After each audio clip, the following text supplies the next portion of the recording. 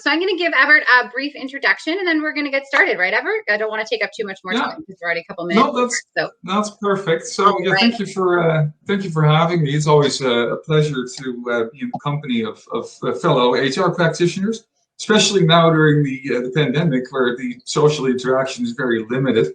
I've been in the HR profession, I think, for about 15, 16 years.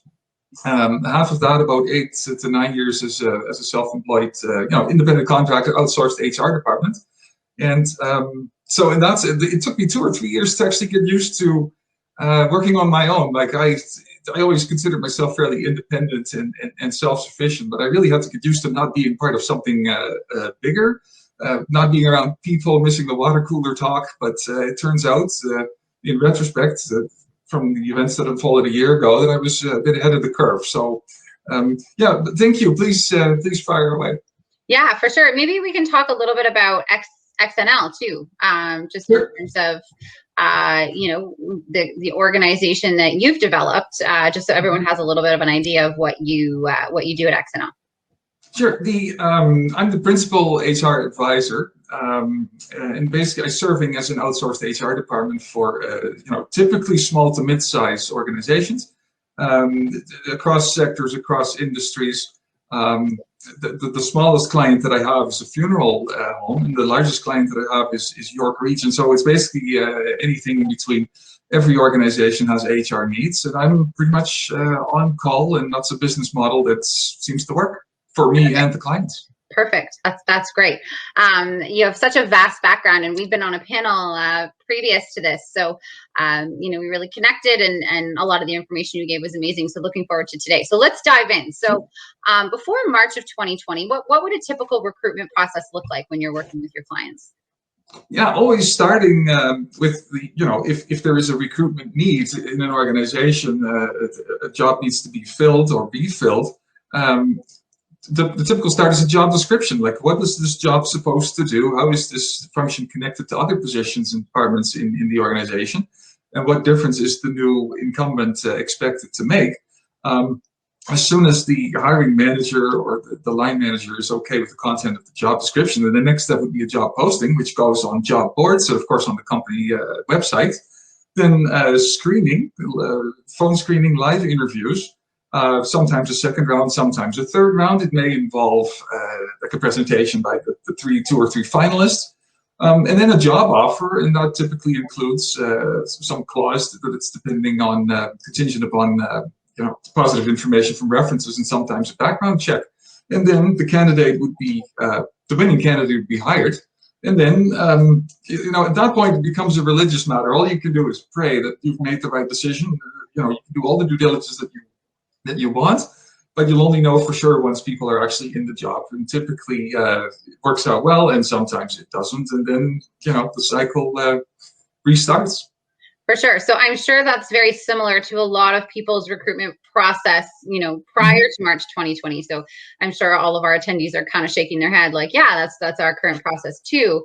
But organizations have had to really shift. Like, they've had to change a lot of the ways that they're, from an HR perspective, conducting interviews, the way they're onboarding their current, new hires, that sort of thing. So what changes do you see your clients implementing, or you assisting your clients with since the pandemic started? Like, what's been your major strategies for trying to be successful? I know it's really hard when you can't meet that person face to face and understand their characteristics and their mannerisms and have that personal connection. So what's really are some of the things that you've been changing and implementing since the pandemic started?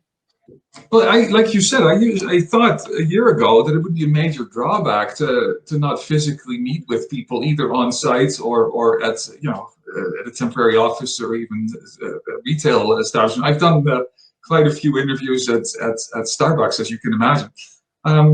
So I thought that would be a major drawback, but I've always been a big proponent of phone screening as a pre-screening tool, because I've always been more of an auditive person than a visual person, in the sense that I listen to how people say it, not so much what they say, but how they say it, and intonation and choice of words, and are they engaging speakers, basically. and then go to the next round. And that was, of course, the major change. There's no more face-to-face interviews. It's now by Zoom. And to my surprise, that has actually been working out quite well. I looked at my records yesterday in preparation for this conversation with you. The success rate of recruitment processes that I used to be involved in before last year, March, was typically 80 to 85%. So let's say 4 out of 5. And I looked at my success, my scoring percentage since March of last year, and it's 92% success rate. And I've tried to figure out why that is. And one of the reasons I think is that some people, as you know, interview well. And then you may be sort of overwhelmed or sort of charmed by people, the way they present. If you vibe with people, it tends to lead to a bit of a bias. And that's the only theory that I've been able to come up with so far. I think that bias has been reduced or taken out of the equation more than it used to be. And I think that's why the decisions that, together with my clients, have been making, the recommendations that I've been making to clients, have generally led to a bit more success. No, that's great. And I know, from a recruiter's perspective, I mentioned in the opening remarks, everyone's had to shift in so many different ways. I mean, it's virtual onboarding. You might be conducting layoffs within your organization. There's just so many changes that have been, that have had to happen from an HR perspective in an organization. And the only other person I think wearing a harder hat right now for the business side of things, like we'll take healthcare out of the equation, but the business side of things is an entrepreneur. They also wear a million hats in organizations, and they're kind of struggling with the same things right now in terms of really having to have different processes in place and things like that. So you talked a little bit about taking the bias out of things, and that's a big thing right now when we're talking about diversity and all these different things. So what are some of the things, or how do you handle, bias in the recruitment process? By basically going back to the basics again, looking at job descriptions and job postings, it doesn't matter which person, it's not about the person, it's about the job. So there's certain criteria, certain requirements, certain tasks that people need to do, and you're looking for experience in that particular realm. And to me, it has never, being an immigrant myself, it has never mattered to me. Let's say you hire somebody for a reception position. It has never mattered to me where people got that experience, whether it was Berlin or Lima or Johannesburg or Atlanta or Toronto. Like, it's the same type of people skills that you leverage. And one of the things that I've done for years now is I look at the job description and I take the key criteria and I score people based on those criteria. So do they have the 2 years of experience that we're looking for? Have they been, let's say, a barista at Starbucks? Have they been an accountant before at other organizations? Doesn't matter where, but have they handled those tasks before? And that objectifies the process. And if you then simply look at scores, like do they have the check marks in place in terms of the criteria that you set out in the job posting? That is, to me, the best way to remove bias from the process as much as possible. Right, absolutely. No, good point. And for screening, like if you're doing screening, we all know that right now the unemployment rate is there's a lot of people in Canada right now that are unemployed. So what kind of unique screening tools have you seen or do you recommend? I know, a lot of companies, like larger organizations, use ATS systems and things like that to try to really weed out the hundreds of applications that they're getting. But maybe you can talk to us a little bit about maybe tools that you've come across or advice you have for, if you're getting hundreds of applications, you don't want to miss that perfect candidate within those hundreds of applications, but you also don't have a lot of time to go through all these applications. So I guess maybe what's your take on, the best way to screen candidates if you have a job where you're getting, an abundance of applications? Well, typically you can include in the process a couple of pre-screening questions, in the application process itself. Like, do people have 2 years of accounting experience, yes or no? And if it's no, then you move on to the people that have that first.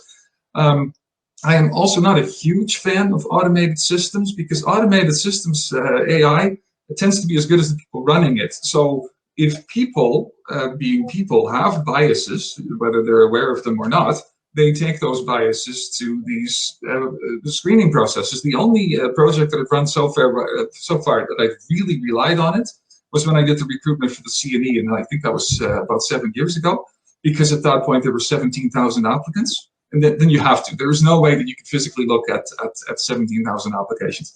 But other than that, I think that AI and applicant tracking systems can help as a tool, but we have to stay away. We have to be vigilant that the software should not be dictating outcomes. I think there's also always going to be a need for the human factor in these processes. And again, I always steer it back to the requirements that have been listed in the job posting. Like, what is it that we're looking for in terms of skills and traits?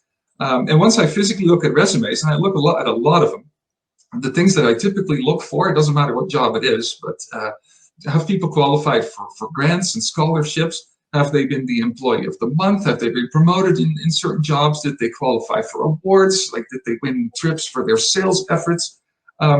Anything that makes them stand out in terms of like mindset and attitude. And in my experience, and I'm a strong believer in that, people take that kind of attitude from job to job to job. And if that's there, then in terms of skills, it doesn't have to be 100% because that's trainable. But attitude is something that is really hard to change. Right. So when you're in the interview process, do you have unique questions that you ask candidates to kind of pull that?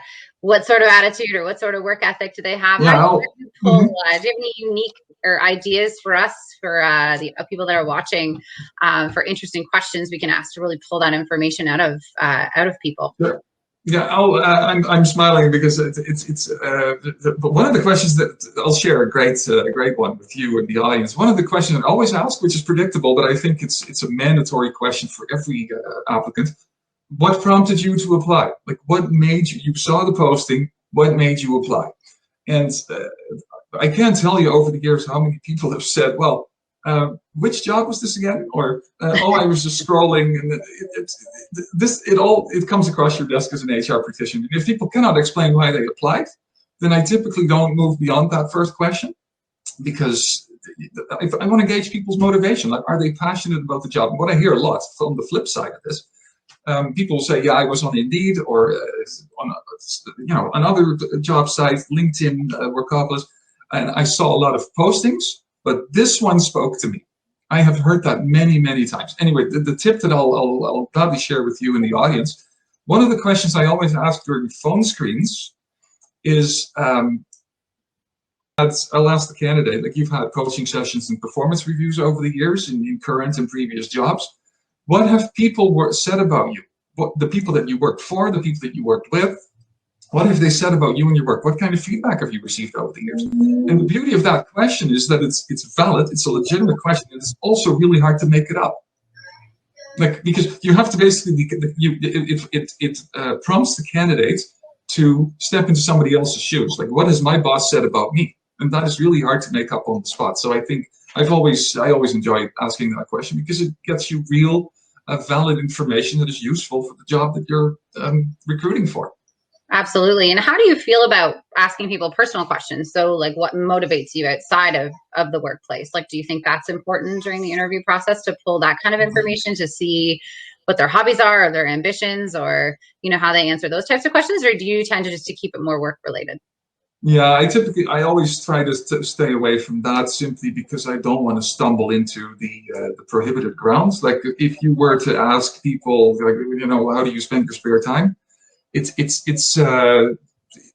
You would very likely receive answers that refer to, like, family circumstances, right, which I really don't want to have to influence me, right? So yeah, I try to focus as much as possible on the requirements of the job. And sometimes in job interviews, people volunteer what their family situation is or what their age is even, and I always, okay, it's not relevant. I don't need to know. I literally tell people I don't need to know, because it's not relevant for the job.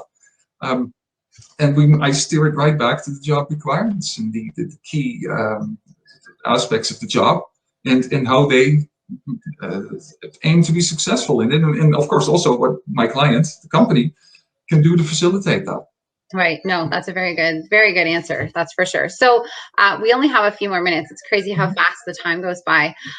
Is there anything that we didn't cover that you wanted to share with the audience? I do have one final question I'm going to ask you. It's about the future, I guess, of what you're in. Yeah, go ahead. Go ahead with that. That's fine. Yeah. So, kind of which trends do you foresee happening?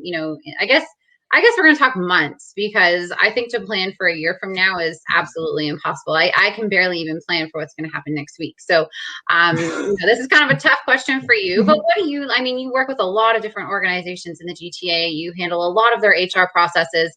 You see a lot of different situations happening.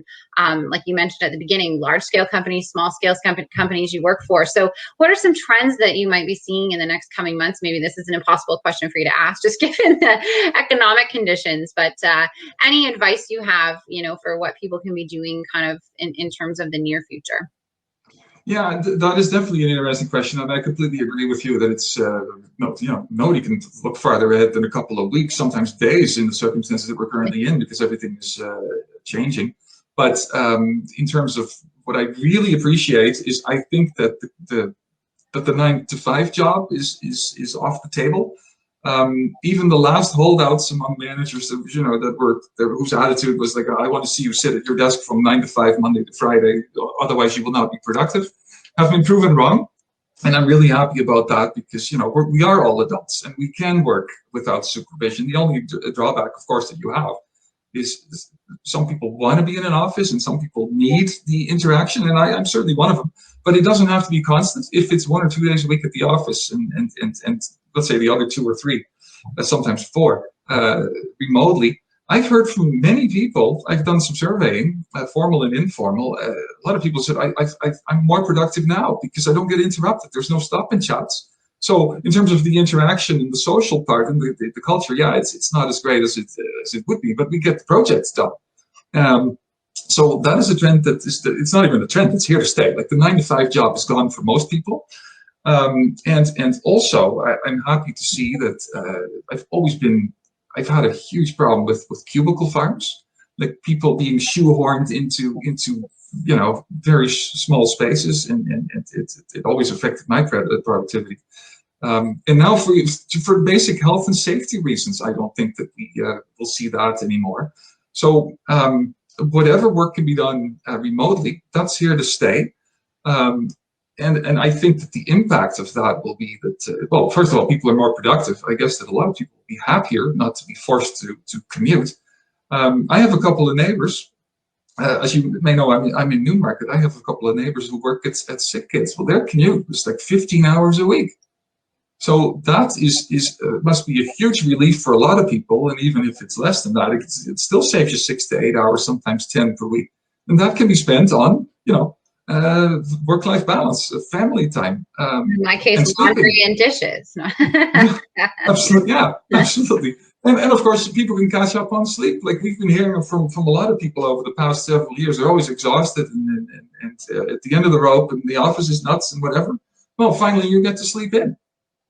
Yeah, absolutely. So in that sense, those are changes that I think are positive. But one of my mentors said, and I think it was spot on. What we've seen in the past, since March of last year, she said, we are now where we would have been 5 years from now in terms of the organic development of the labor market and the employment relationship. And the problem was that all that 5-year evolution was force-fit into 5 weeks, and that caused the pain. Absolutely.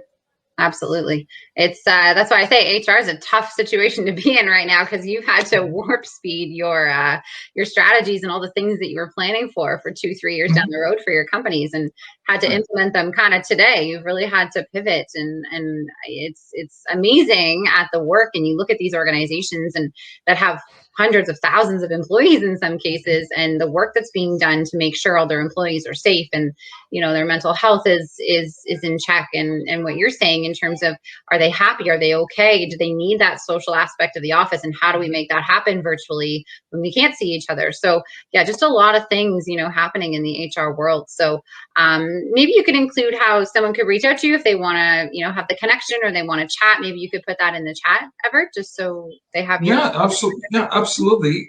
Please look me up on LinkedIn. I'm definitely there. You definitely And have a friend here from Johannesburg. They called out Gerald Gabriel here when you mentioned Johannesburg at the beginning. Okay, got it. I think you have Good. a here. Yeah, but just want to put your contact information. So if anyone wants to reach out to Evert, you're all things HR. So definitely a good connection to have. And if you're struggling in your organization with keeping up with all the HR functions and things that need to pivot and happen, and I think Evert's your guy. So thanks so much for being here. We really, really appreciate it. Again, if you want to stick your information in the chat, we really appreciate the conversation. So thanks so much. Thank you, Rachel, for having me, and I hope to see you next time. Absolutely. Have a great day. Thank you. And our next sessions they've begun at 2:30, so that we have 3 sessions happening now. So thanks again, Evert. Good. Thank you.